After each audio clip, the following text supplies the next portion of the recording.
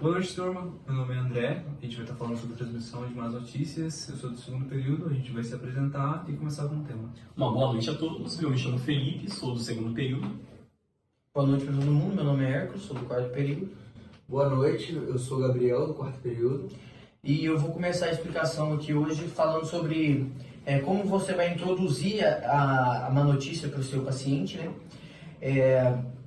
A gente chegou à conclusão que você deve conseguir transmitir certa notícia para o seu paciente com um equilíbrio muito bom entre a técnica, no caso o termo técnico, e a linguagem popular, porque você tem que transmitir também confiança para o seu paciente, porque não adianta nada você chegar lá e falar de qualquer jeito, porque talvez até dependendo da pessoa não vai confiar mais em você. Mas também não adianta você falar com termos muito técnicos, porque o cara não vai entender, a maioria não vai ser profissional da saúde. Então, você tem que saber dosar muito bem entre o termo técnico e a linguagem mais popular.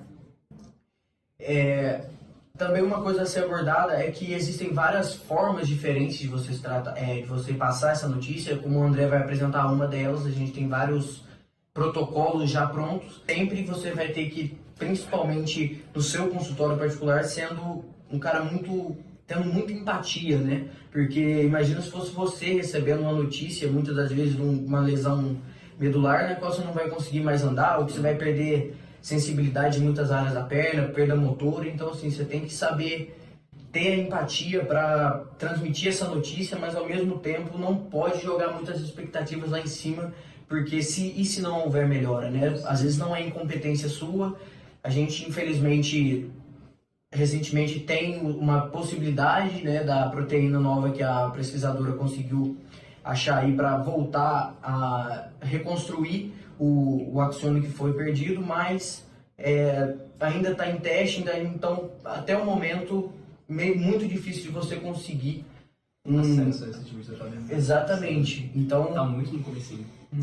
então vamos saber falar para o seu paciente como conduzir a conversa com ele, né?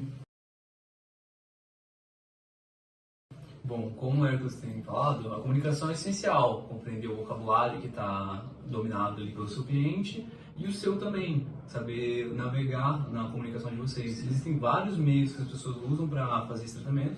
Os profissionais, aliás, usam para fazer esse tipo de abordagem, né? E, como ele disse, são abstratos, né? São bem diferentes, né? De pessoa para pessoa, por exemplo, digamos assim, de padrão para padrão de tratamento. Um padrão muito popular aí fora, na gringa, né? É o SPIKES. O que são SPIKES? SPIKES é uma sigla, assim como a sigla paciente, né? Sigla entre aspas, né? Que a nossa professora passou pra gente e que tem como os mesmos princípios, basicamente. SPIKE significa Setting, Perspective, Invitation, Knowledge, Emotion, Strategy and Summary. Setting é preparar o ambiente, é não deixar nenhuma coisa obstruindo entre vocês dois, é ter privacidade com o cliente para você passar aquela notícia que às vezes é um pouco mais complexa, que às vezes exige um pouco mais de atenção, um pouco mais de acolhimento, né? Então você tem que estar num ambiente que é confortável para o seu cliente, tá? Perception é a capacidade de perceber, de avaliar o seu cliente, que ele está compreendendo o que você está falando para ele, ele está se agradando com a maneira que você está falando, ele está entendendo o quadro dele, ele tem um domínio sobre aquilo que você está falando, os temas que você está usando. Invitation é o convite, né, a capacidade de introduzir o tema, de trazer a pessoa para aquele conhecimento, explicar para ela, né, tipo, esteja aberta para explicar para ele, tirar as dúvidas, sanar as dúvidas, tudo que está no seu alcance, sem falsas promessas, sem dar perspectiva de mais, sem dar perspectiva de menos. Veja a sua abordagem, né? Knowledge é conhecimento ou sabedoria, é o controle das informações, é você saber o que você vai falar ou não. De repente você não quer usar uma abordagem, como a gente usou exemplo aqui, que pode pôr um paciente tão para baixo, você quer dar uma perspectiva que qualquer melhora é significativa, então tenha conhecimento de qual abordagem você vai fazer, tendo assim um plano. Emotions, ou emoções, é o final da nossa sigla, né? Fala sobre a capacidade de se disponibilizar emocionalmente para o cliente, naquele momento que pode ser muito difícil para ele estar processando, né?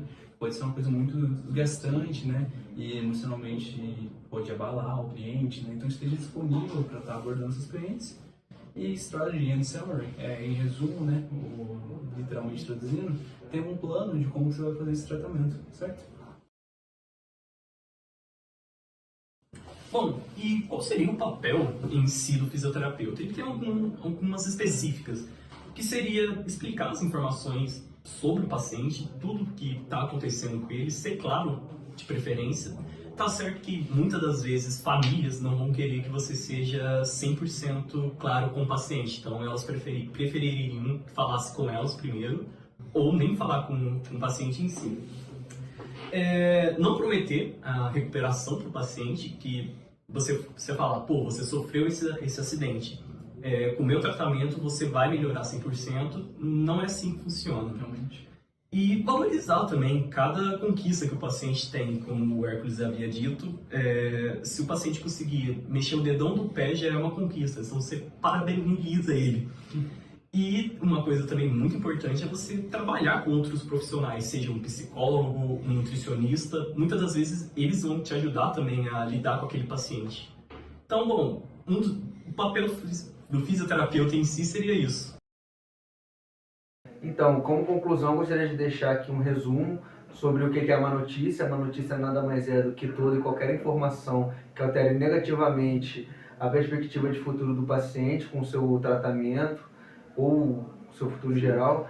E também gostaria de deixar aqui a informação que o COFITO ele tem diversos artigos que ditam para o fisioterapeuta maneiras boas para se dar a má notícia.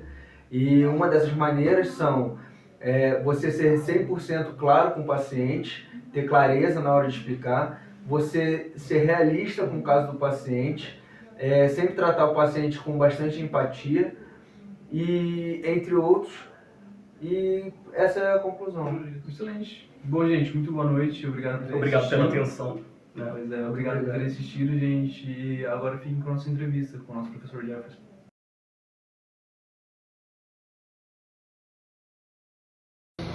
Esse é o nosso querido Dr. Jefferson, professor da nossa faculdade aqui. Ele dá aulas pra gente em várias matérias, em vários tópicos diferentes. E a gente vai estar questionando aí sobre algumas perguntas que estão dentro do nosso tema no trabalho, a comunicação de más notícias. A comunicação de má notícias. Exatamente. I enjoyed good news.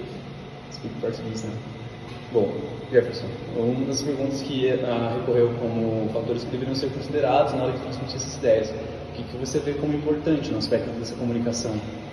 Os fatores que deveriam ser considerados, a primeira coisa que a gente tem que pensar é perceber como se encontra a pessoa que vai receber uma notícia não agradável na área de saúde. Então, como se encontra essa pessoa? Quem é essa pessoa e como ela se encontra ali naquela situação, no contexto familiar? Qual é o vínculo que ela tem familiar com aquela pessoa que está passando por uma situação de difícil diagnóstico, tanto clínico patológico quanto diagnóstico funcional de fisioterapeuta? Então, a primeira coisa, você tem que conhecer um pouquinho da pessoa que está ali, de como ela está, quem ela representa.